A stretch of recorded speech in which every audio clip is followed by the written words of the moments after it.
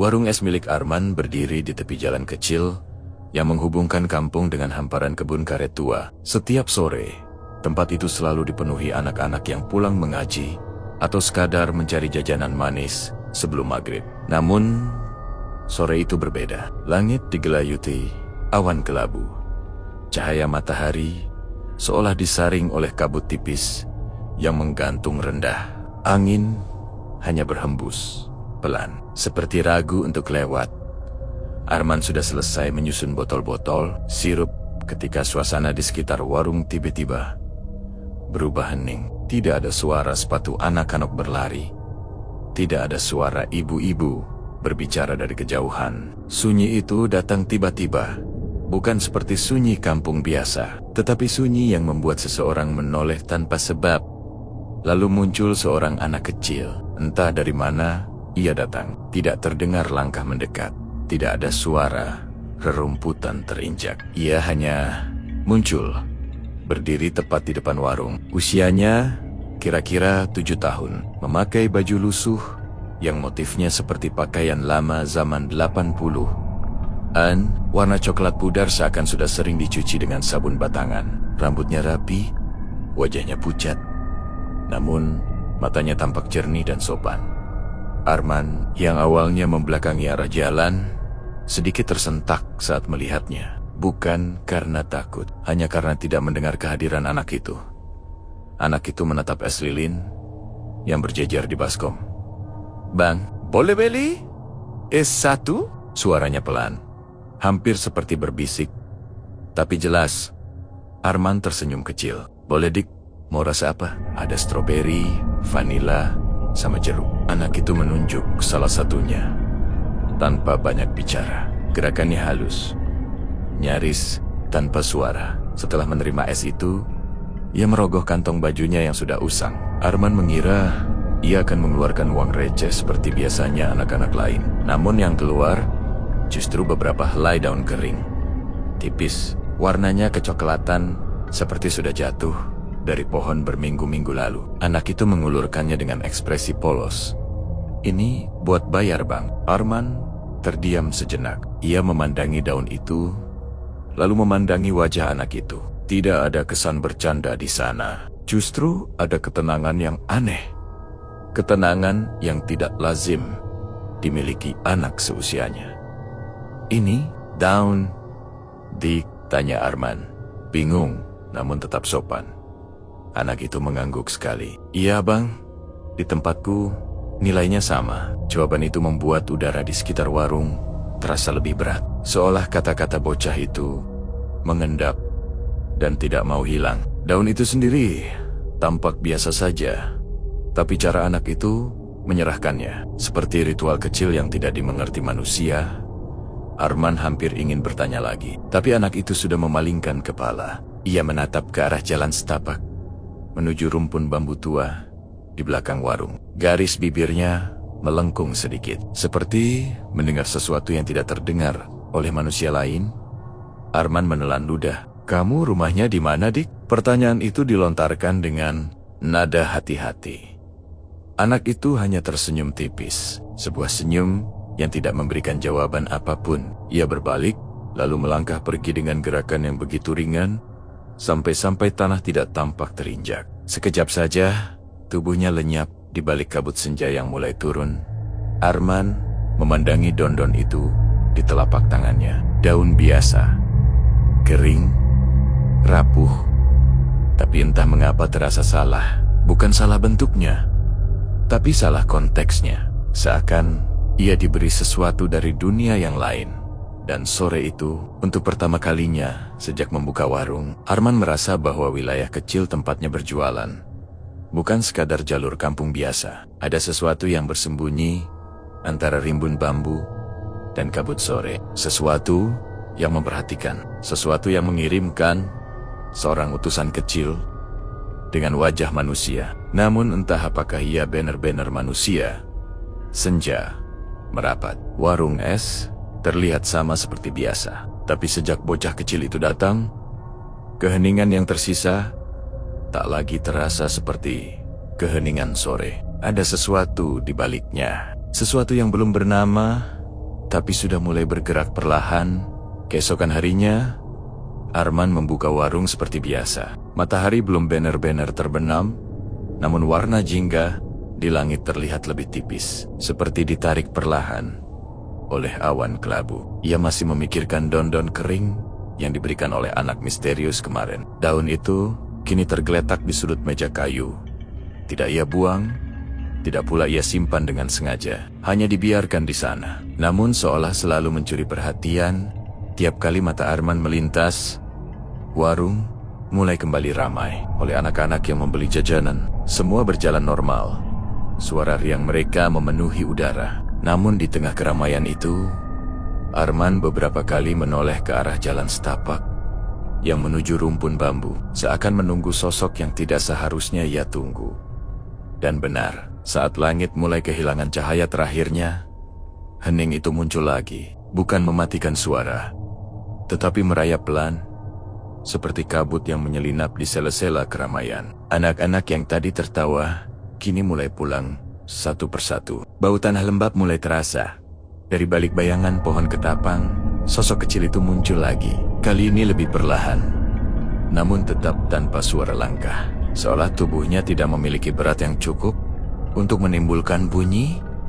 Anak itu berdiri tepat di depan meja, menatap es lilin yang sama seperti kemarin. Bang, mau beli yang ini lagi, ujarnya, menunjuk rasa yang sama. Arman mengangguk, menyerahkan es itu sambil berusaha bersikap sewajar mungkin. Namun, jantungnya berdetak lebih cepat dari biasanya. Ada rasa ingin bertanya lebih banyak, tapi juga rasa enggan untuk mengetahui jawabannya. Begitu menerima es, anak itu kembali merogoh kantong bajunya. Arman berharap entah kenapa mungkin hari ini ia membawa uang sungguhan, tapi harapannya segera runtuh ketika anak itu mengeluarkan dan lagi. Kali ini jumlahnya lebih banyak. Beberapa helai masih setengah basah, seperti baru dipetik dari bawah pohon. Ini buat bayar. Bang, ucapnya polos. Arman menatap don-don itu, lalu menatap wajah anak itu. Dek, ini bukan uang, katanya pelan, berusaha tidak membuat anak itu tersinggung. Anak itu hanya mengangguk perlahan, tampak tidak terganggu. Iya bang, tapi di tempatku ini sama nilainya. Jawaban itu lagi tenang, sederhana. Tapi justru itulah yang membuat bulu kuduk Arman gugup. Ada kejujuran yang terdengar terlalu lurus, terlalu asing, seakan anak itu tidak sepenuhnya memahami perbedaan dunia. Tempatnya berdiri, dan dunia tempat ia berasal. Arman mencoba tersenyum, meski ragu. Sudah, lain kali bilang ya, kalau nggak bawa uang. Anak itu memandangnya sejenak, seolah menimbang sesuatu. Tidak ada senyum. Kali ini hanya sorot mata yang sedikit lebih teduh, lebih dalam bang. Kadang orang nggak tahu kalau mereka lagi lihat sesuatu dari tempat lain, katanya pelan. Arman terdiam, napasnya tertahan. Kamu maksud apa dik? Tanyanya, hampir berbisik. Namun anak itu hanya menoleh ke arah rumpun bambu, tempat yang sama seperti kemarin. Sepasang matanya memantulkan warna senja yang memudar, membuat wajahnya tampak lebih pucat namun tetap lembut. Mereka bilang, es abang enak, ujarnya tiba-tiba. Mereka? Arman spontan menoleh ke arah bambu. Tidak ada siapapun. Anak itu mengangguk sekali. Iya, mereka yang suka lihat abang dari situ. Ia menunjuk ke arah bayangan gelap di antara batang-batang bambu. Tempat angin tidak pernah benar-benar bergerak. Arman merinding, tapi ia tidak ingin menunjukkan ketakutannya. Teman kamu? Ya, bukan teman. Tapi mereka sering ada di dekatku. Jawaban itu mengambang antara kenyataan dan sesuatu yang jauh lebih tidak masuk akal. Namun anak itu mengatakannya dengan cara yang begitu wajar, seakan sedang membicarakan tetangga biasa.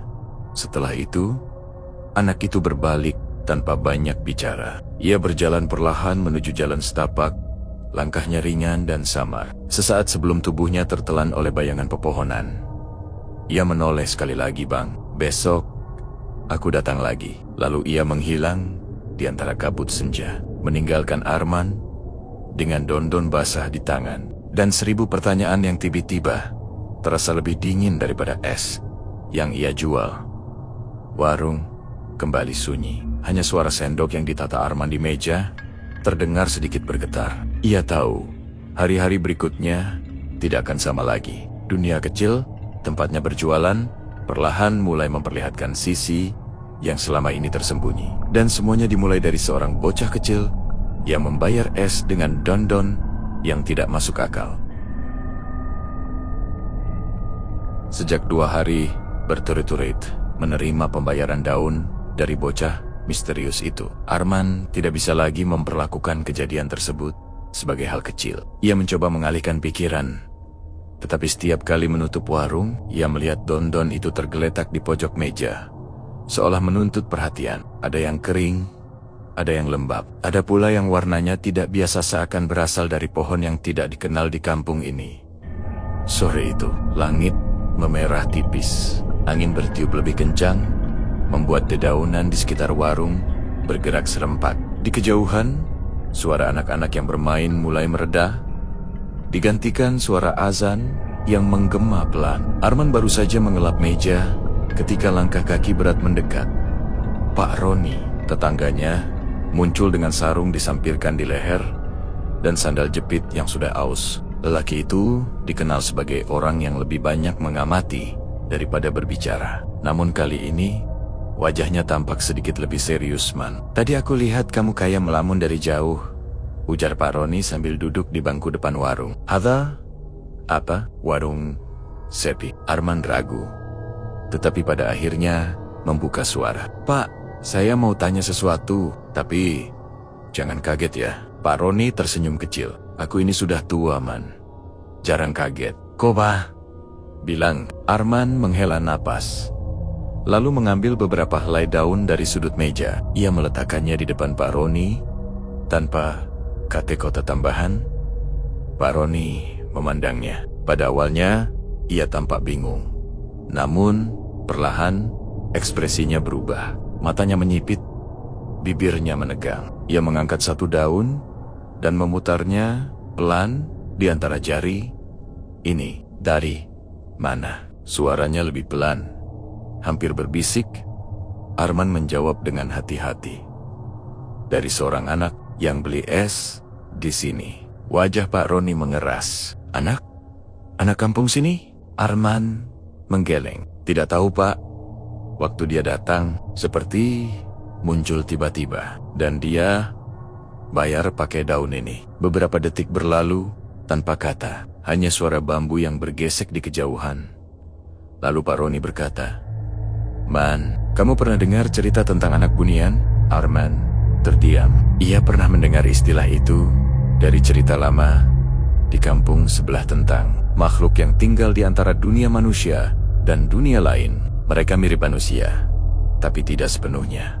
Apa maksud, Pak? Masa anak begitu? Arman menggantung kalimatnya. Tidak yakin apakah ia sedang mengakui sesuatu yang tidak masuk akal. Pak Roni menatap ke arah jalan setapak menuju rumpun bambu. Dulu, waktu aku masih kecil, orang tua pernah bilang, ada makhluk yang suka meniru manusia. Mereka kadang muncul di tepi kampung, mirip anak kecil. Sopan, tenang. Ia menoleh, menatap Arman dengan sorot waspada. Dan kalau mereka bayar pakai daun, berarti mereka tidak benar-benar datang sebagai manusia. Arman merinding mendengar kalimat itu. Tapi, Pak, dia bicara seperti anak normal.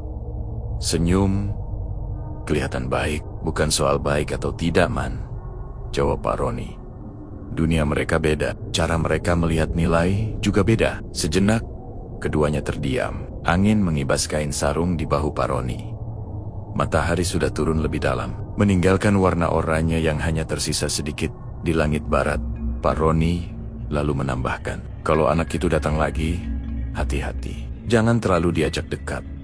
Kadang, kalau kita terlalu banyak tahu, mereka juga makin dekat ke kita. Arman meneguk ludah, mencoba menelan rasa dingin yang tiba-tiba muncul di tenggorokan. Pak, kemarin dia bilang mereka suka lihat dari arah bambu. Maksudnya siapa? Pak Roni langsung menatapnya tajam. Jangan lihat ke sana, Kalau sore, bambu itu terkenal dari dulu banjak. Cerita, dulu ada keluarga yang pernah hilang sampai berhari-hari. Katanya mereka nyasar ke tempat yang bukan tempat kita. Arman menunduk, menatap daun-daun itu seolah mereka menyimpan rahasia yang tidak ia inginkan. Terus, saya harus bagaimana? Pak Roni berdiri, menepuk bahu Arman pelan. Jualan saja, seperti biasa. Tapi, kalau anak itu datang, jangan terima daun lagi. Bukan karena bahaya, tapi karena itu tanda kalau dia bukan dari dunia yang sama. Dalam hati Arman, nasihat itu justru membuat semuanya terasa semakin berat. Sebab yang mulai ia sadari bukanlah sekadar keberadaan bocah misterius, melainkan kenyataan bahwa mungkin sejak awal warungnya berada sangat dekat dengan batas tipis antara dunia manusia dan sesuatu yang lebih tua, lebih sunyi, dan lebih tidak bisa dipahami. Sore itu, ketika Pak Roni pergi, Arman duduk sendirian. Di tangannya, daun-daun itu terasa lebih ringan dari apapun. Namun justru itulah yang membuatnya terasa tidak wajar. Dan untuk pertama kalinya, ia merasa bahwa kehadiran bocah itu adalah pertanda bahwa sesuatu sedang memperhatikan. Dan mungkin sudah sejak lama, sejak pembicaraan panjang dengan Pak Roni sore itu. Arman mencoba menjaga jarak dari rasa penasarannya. Ia membuka warung seperti biasa, menyapa pelanggan seperti biasa, dan menata es lilin sambil terus meyakinkan dirinya bahwa yang ia alami hanyalah kebetulan aneh. Namun, semakin ia mencoba menganggap semuanya normal, semakin kuat perasaan bahwa ada sesuatu yang berubah di sekitar warungnya. Malam turun lebih cepat dari biasanya. Awan bergerak pelan, menutupi cahaya bulan. Dan lampu jalan yang berdiri miring di dekat warung berkedip, tidak stabil. Seperti sedang mempertimbangkan, apakah ia ingin terus menyala, atau padam sekalian. Arman menggulung lengan bajunya, mencoba menenangkan pikiran. Anak-anak kampung sudah pulang. Suara mereka hilang, bersama cahaya terakhir senja. Tinggal Arman seorang diri, ditemani suara serangga yang ritmis, dan angin yang dinginnya terasa berbeda, seolah membawa pesan yang tidak tersampaikan saat ia hendak menutup-tutup baskom es. Sebuah bisikan ringan terasa lewat dari belakang warung. Bukan suara manusia, bukan pula suara hewan. Lebih seperti angin yang membawa tawa kecil. Tapi terlalu jauh untuk disebut manusia, terlalu dekat untuk disebut gema. Arman menoleh cepat. Kosong, hanya bambu yang berdiri, memanjang, gelap, dan rapat. Seperti dinding dari dunia lain. Ia belum sempat kembali ke meja, ketika sebuah sosok kecil tiba-tiba berdiri di depannya. Bocah itu datangnya begitu cepat, dan begitu diam. Seolah ia keluar dari celah di udara, bukan dari jalan setapak. Pakaian lusuhnya masih sama. Namun kali ini ada sedikit kelembapan di ujung rambutnya. Seperti ia melintas melalui tempat yang penuh kabut. Bang, ujarnya pelan. Boleh beli lagi? Arman menahan diri dari reaksi berlebihan. Ia hanya mengangguk, meski detak jantungnya terasa lebih jelas. Rasa yang kemarin, anak itu kembali mengangguk. Ekspresinya tetap tenang, bahkan terlalu tenang untuk seorang anak kecil. Saat Arman menyerahkan es, angin berhenti berembus. Malam seketika menjadi sunyi, seperti ada tirai tebal yang menutup seluruh suara dari sekitar. Suasana itu membuat Arman menegang tanpa sadar. Anak itu merogoh kantongnya, dan Arman tahu apa yang akan terjadi. Daun lagi, namun kali ini daunnya berbeda. Ujungnya lebih mengilap, warnanya hijau tua, meski malam sedang pekat. Seolah daun itu hidup, segar, dan tidak berasal dari tumbuhan sekitar. Ini buat bayar. Bang, katanya lagi. Arman menatap daun-daun itu tanpa menyentuhnya. Dek, saya sudah bilang, ini bukan uang. Anak itu tersenyum kecil, tapi senyumnya tidak sepenuhnya menghibur. Bang, di tempatku, semuanya pakai ginian. Temanku juga pakai. Ia menatap ke arah bambu. Mereka juga beli hal-hal dari sana. Arman langsung merinding tanpa sebab. Temanmu ada di situ.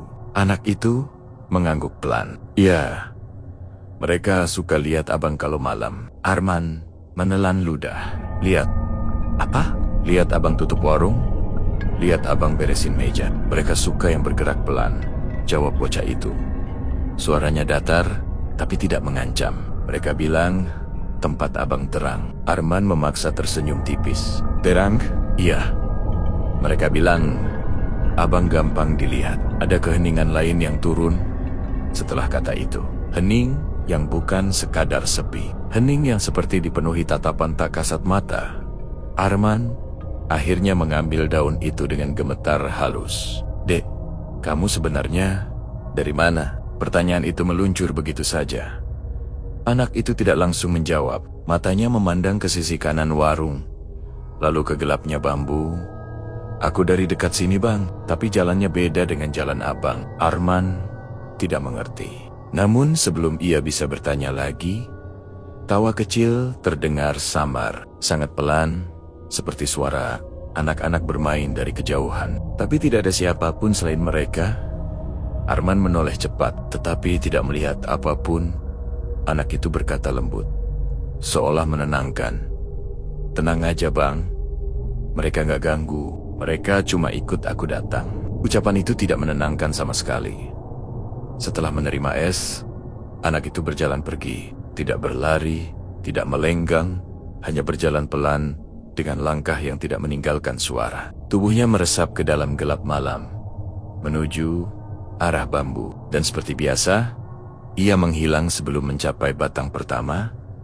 Arman berdiri kaku, memandangi arah kepergian anak itu, sambil menyadari bahwa kini ia bukan hanya didatangi seorang bocah misterius, tetapi juga mereka yang tidak pernah ia lihat, namun selalu berada cukup dekat untuk mendengarkan. Dan malam itu, untuk pertama kalinya, Arman merasa warungnya bukan lagi miliknya sepenuhnya. Ada pengganjeng-pengganjeng lain yang datang tanpa membeli apapun, dan hanya Tuhan yang tahu sejak kapan mereka mulai berdiri di sana. Beberapa hari setelah kedatangan bocah misterius itu, yang semakin sering, Arman mulai merasakan perubahan halus di sekitar warungnya. Bukan perubahan besar yang langsung terlihat, melainkan perubahan kecil yang hanya dirasakan oleh seseorang yang setiap harinya berada di tempat yang sama. Angin yang lebih lembut dari biasanya, cahaya sore yang lebih redup, dan hening yang lebih dalam. Seolah tempat itu makin dekat pada sesuatu yang tidak pernah ingin ia pahami. Sore itu, langit berwarna kuning keemasan, namun terlihat lebih berat, seperti dilapisi kabut tipis yang menggantung rendah. Arman menutup warung lebih cepat. Raut wajahnya tampak gelisah. Ia seperti menunggu sesuatu atau mungkin berusaha menghindarinya. Namun hal-hal semacam itu tidak bisa dihindari. Hanya dengan menutup pintu warung, saat ia mengangkat baskom es ke dalam, terdengar langkah kecil dari balik arah bambu. Langkah yang sangat pelan, namun cukup jelas untuk membuat Arman berhenti bergerak. Anak itu muncul lagi. Ia berdiri di tepi cahaya, seolah tidak ingin banner-banner masuk ke area terang. Rambutnya sedikit basah, dan bajunya terlihat seperti habis melewati kabut dingin. Kini, senyumnya tampak lebih samar dari biasanya bang. Panggilnya lembut. Arman hanya menatapnya. Iya dik. Anak itu menunjuk ke arah rumpun bambu. Mau ikut sebentar? Ajakan itu sederhana, tapi hawa di sekitar seolah menegang. Rumpun bambu yang biasanya tampak seperti bayangan biasa, kini tampak berbeda. Seakan lebih dalam, lebih gelap, dan lebih hidup. Arman tidak menjawab, namun rasa ingin tahu yang selama ini ia tahan akhirnya mulai menggerakkan langkahnya. Tanpa berkata apapun, anak itu berjalan mendahului, masuk ke celah di antara batang bambu. Langkahnya ringan, hampir seperti melayang. Arman mengikuti dari jarak aman, mengalah pada rasa penasaran yang telah mengganggu pikirannya sejak pertemuan pertama. Begitu melewati batang bambu pertama, suasananya berubah drastis. Di balik celah itu, cahaya sore tampak lebih terang, namun tidak menyilaukan. Kabut putih lembut menggantung di udara. dan tanah di bawah kaki terasa lebih licin, seolah ditutupi embun yang tidak berasal dari cuaca normal. Suara serangga menghilang, digantikan oleh keheningan yang teratur hening, yang bukan kosong, melainkan terisi sesuatu yang tidak terlihat. Arman terdiam, terpaku oleh pemandangan yang terlihat seperti versi lain dari tempat yang sama, namun lebih asing, seolah ia melangkah setengah masuk ke dunia bocah itu. Anak itu berhenti, menoleh dengan mata yang tampak lebih bening dari biasanya. Bang, jangan terlalu jauh. Di sini beda. Arman mencoba menstabilkan napas. Dik, ini tempat apa? Anak itu menunduk sebentar. Temanku tinggal di sini. Dan kadang mereka panggil aku ke tempat mereka. Ia mengangkat kepala, menatap Arman dengan tatapan yang tidak mengancam, tapi dalam. Bang, sudah lihat sedikit. Jangan lama-lama. Nanti ikut ke bawah. Kata-kata itu terasa seperti peringatan. Arman menelan ketakutan yang perlahan merayap. Dari balik kabut, tampak bayangan beberapa sosok kecil lain. Mereka hanya berdiri diam, tidak bergerak. Wajahnya samar, seperti dilihat melalui kaca yang dipenuhi uap. Namun bentuk mereka menunjukkan bahwa mereka adalah anak-anak juga. Anak-anak yang tidak bersuara, hanya menatap Arman dengan rasa ingin tahu yang terlalu tenang. Arman mundur selangkah, tanpa sadar. Dik, mereka lihat aku? Anak itu mengangguk. Ya, mereka jarang lihat orang besar. Arman tidak tahu apakah yang ia rasakan sekarang adalah rasa takut atau rasa takjub yang bercampur menjadi sesuatu yang sulit dijelaskan. Ia ingin bertanya banyak hal, tapi lidahnya terasa berat. Anak itu melangkah mendekat, lalu berkata lirih, Bang, aku cuma mau bilang makasih. Mereka bilang abang baik.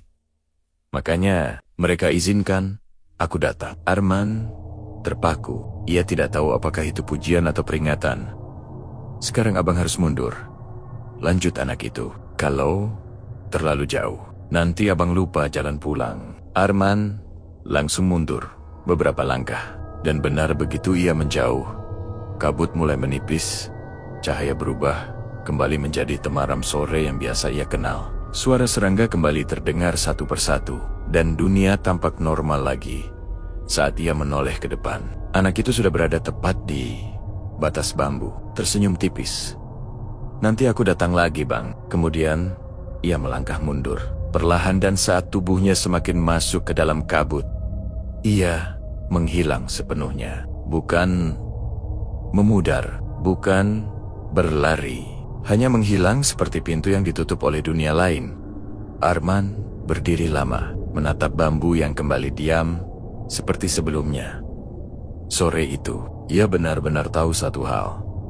Apapun yang terjadi, batas antara dunia manusia dan dunia bocah itu tidak lagi setebal yang dulu. Dunia itu nyata, dan ia telah melihatnya dengan mata kepala sendiri. Sejak malam ketika Arman melihat dunia bocah bunian dari balik tirai kabut tipis, hidupnya tak lagi sama. Ia tetap membuka warung seperti biasa, tetap menyeduh es teh, dan menata jajanan di depan etalase kaca. Namun, ada sesuatu yang berubah dalam cara ia memandang dunia. Ia tahu, di balik hiruk-pikuk kampung itu, ada ruang lain yang berjalan beriringan tenang, sunyi, namun penuh tatapan tak terlihat. Beberapa hari berlalu tanpa kejadian aneh. Tak ada daun misterius. Tak ada bocah kecil berkulit pucat yang meminta es dengan suara nyaris seperti hembusan angin. Arman bahkan sempat berpikir bahwa mungkin semua yang ia lihat hanyalah kelelahan yang mengambil bentuknya sendiri. Tapi tiap malam saat warung hendak ditutup, hawa dingin yang tidak biasa selalu terasa menggelayut di sudut bangunan. Malam itu, hujan baru saja reda. Jalan kampung masih basah, memantulkan cahaya lampu rumah warga seperti serpihan kaca halus. Arman sedang menurunkan rolling door ketika ia mendengar langkah kecil berhenti tepat di depan warung. Langkah yang sangat ringan, seperti seseorang yang tidak sepenuhnya menyentuh tanah. Arman tak langsung menengok. Ia menarik napas perlahan, mencoba menenangkan diri. Kalau memang kamu datang, gumamnya. Pelan, tunjukkan maksudmu. Saat itu Huga suara kecil terdengar. Lembut, namun jelas. Pak, satu.